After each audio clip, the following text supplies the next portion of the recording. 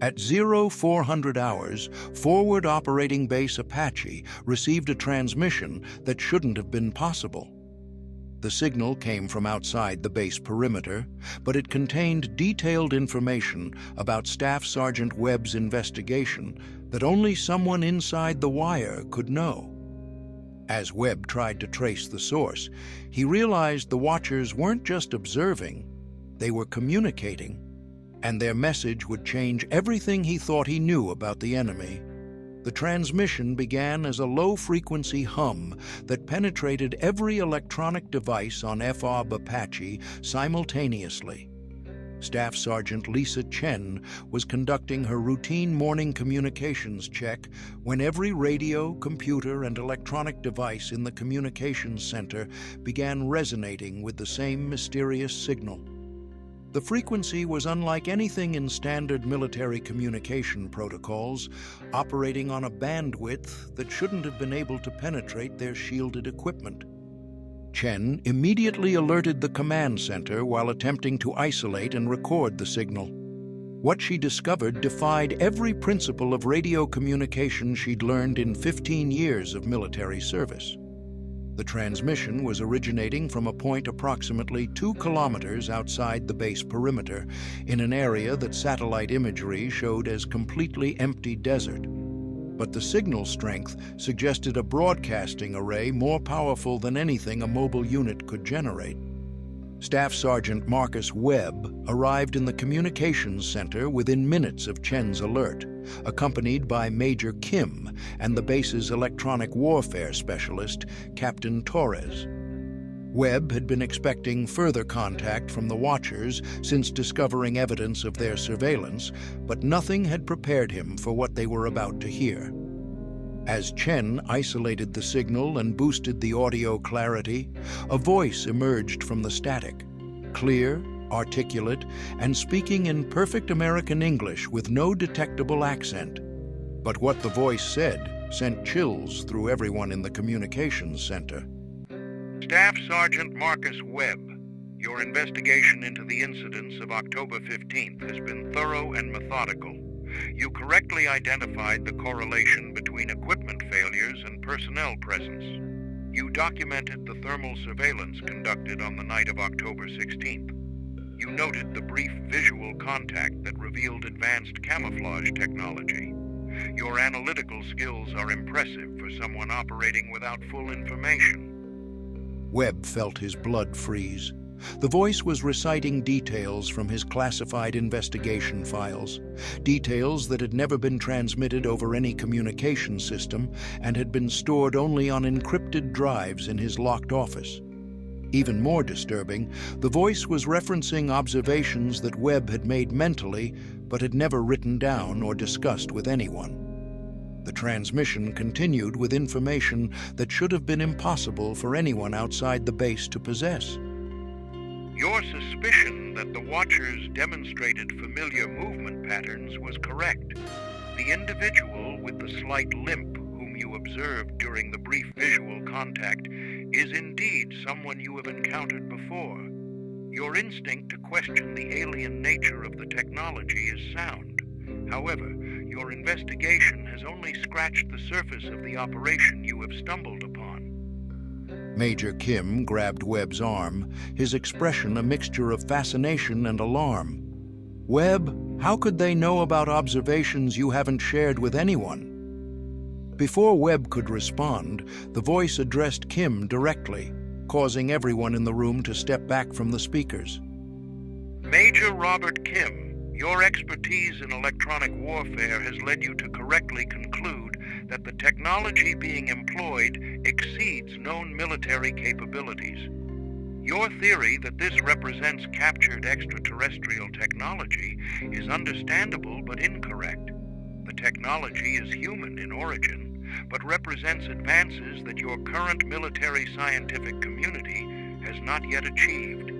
Captain Torres, a seasoned electronic warfare specialist who'd served in multiple combat theaters, attempted to trace the signal's origin using the base's most advanced direction-finding equipment. What he discovered added another layer of impossibility to the situation. The signal is definitely originating from grid coordinates 31.2456 north, 64.1789 east, Torres reported, his voice tight with confusion. But our satellite imagery of that location shows nothing but empty desert. No structures, no vehicles, no electromagnetic signatures of any broadcasting equipment. The voice responded to Torres's analysis as if it had heard his report in real time.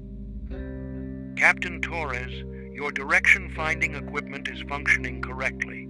The transmission originates from the coordinates you have identified. Your inability to visually detect the broadcasting equipment demonstrates the same technological limitations that prevent you from visually observing our surveillance personnel. The technology renders our equipment invisible to standard detection methods while maintaining full operational capability. Webb realized that the transmission wasn't just sharing information. It was demonstrating the scope of the Watcher's surveillance capabilities. They were monitoring not just electronic communications, but apparently every conversation and observation taking place within the base's perimeter. "What do you want?" Webb spoke directly toward the radio equipment, hoping the Watchers would hear and respond. The answer came immediately, confirming that the communication was indeed two-way. Staff Sergeant Webb, our objective is not conquest or destruction, but observation and documentation. Your base has been selected as a test site for advanced psychological operations and technological demonstration. The incidents you have investigated are designed to study human military response to inexplicable phenomena. Chen looked up from her recording equipment with alarm. "They're saying this is all some kind of experiment?" The voice continued, addressing Chen's question before she had finished speaking. Staff Sergeant Chen, the term experiment is partially accurate but incomplete. This operation serves multiple purposes: testing advanced camouflage and electronic warfare technologies, studying military decision-making under stress, and evaluating the effectiveness of psychological operations designed to create controlled paranoia and uncertainty. Major Kim stepped forward, his intelligence training taking over. "If this is a military operation, what nation or organization is conducting it? And why target an American forward operating base?" Major Kim, the organization conducting this operation operates beyond traditional national boundaries. We represent interests that transcend conventional military and political structures.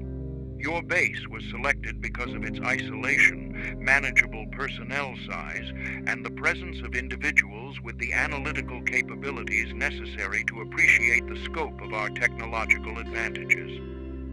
Webb felt pieces of a larger puzzle beginning to fall into place, but the picture they formed was more disturbing than any alien invasion scenario. "You're saying this is human technology being used against American forces by some kind of transnational organization?" Staff Sergeant Webb, your conclusion is essentially correct. However, the term "against" implies hostility that does not accurately describe our intentions. Consider this a demonstration of capabilities that could be employed against American forces if circumstances warranted such action. Your base is experiencing a controlled preview of warfare techniques that represent the future of military conflict. Captain Torres continued his attempts to penetrate the source of the transmission, but his equipment seemed to encounter interference that prevented any detailed analysis of the broadcasting location. "Webb, it's like they're jamming our detection equipment from the inside. Every time I get close to identifying their transmission methods, something blocks the analysis." The voice acknowledged Torres's efforts with what sounded almost like amusement. Captain Torres, your electronic countermeasures are indeed being neutralized. However, this is being accomplished not through jamming in the traditional sense, but through technology that operates on principles your current military science has not yet discovered. Your detection equipment functions normally until it approaches data that we do not wish you to acquire. Webb realized that the Watchers were not just demonstrating their surveillance and communication capabilities, but actively showing the base personnel how completely their security had been compromised. Every countermeasure was being neutralized effortlessly, every detection attempt was being blocked, and every conversation was being monitored in real time. "What happens next?" Webb asked, dreading the answer. Staff Sergeant Webb, the next phase of the demonstration will involve more direct interaction between our personnel and your base operations. You will observe capabilities that challenge fundamental assumptions about stealth, infiltration, and intelligence gathering. However, you will also be given opportunities to identify the true nature of our operation and the individuals responsible for implementing it. Colonel Martinez's voice suddenly came over the communications system from the command center, indicating she had been monitoring the entire conversation. "This is Colonel Martinez to unknown contact. I am the commanding officer of this base. If you represent a legitimate military or government organization, identify yourself and state your authorization for conducting operations against American personnel." The response came with a tone of respect that had been absent when addressing the other personnel. Colonel Martinez, your request for identification and authorization demonstrates appropriate military protocol. However, the nature of our organization and the authority under which we operate cannot be revealed through standard communication channels. What we can tell you is that American personnel are not the target of this operation, but rather the subjects of a demonstration designed to illustrate vulnerabilities in current military security procedures. Webb sensed an opportunity to probe deeper into the Watcher's identity and motivations. If this is a demonstration, what vulnerabilities are you trying to expose? Staff Sergeant Webb, the primary vulnerability being demonstrated is the assumption that advanced technology necessarily indicates extraterrestrial or supernatural origin. Your military training creates a mindset that seeks conventional explanations for unconventional phenomena.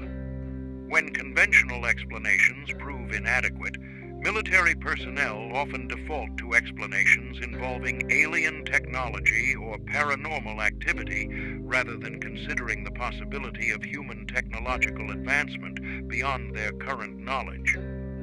Major Kim leaned forward with sudden understanding.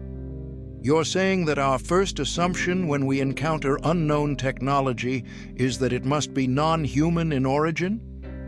Major Kim, that assumption creates exploitable blind spots in military thinking.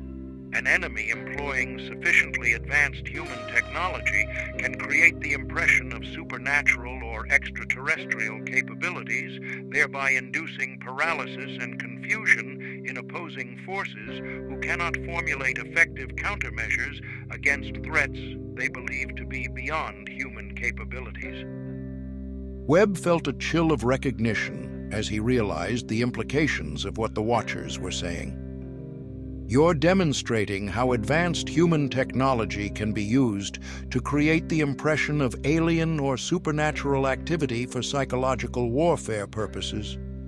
Staff Sergeant Webb, you have correctly identified one primary objective of this demonstration.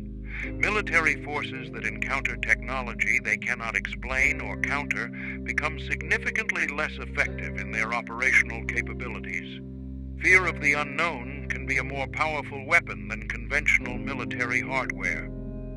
As the transmission continued, Webb began analyzing not just what the Watchers were saying, but how they were saying it. The voice patterns, the knowledge they displayed, and the timing of their responses suggested something that troubled him more than any alien invasion scenario. The Watchers weren't just conducting surveillance from outside the base. Their real-time knowledge of conversations, their access to classified files, and their ability to respond immediately to unspoken thoughts suggested that their operation included assets inside FOB Apache itself. Someone on the base was part of the Watcher organization, providing intelligence and possibly participating directly in the demonstrations. The question was who and how long they had been operating undetected among American personnel.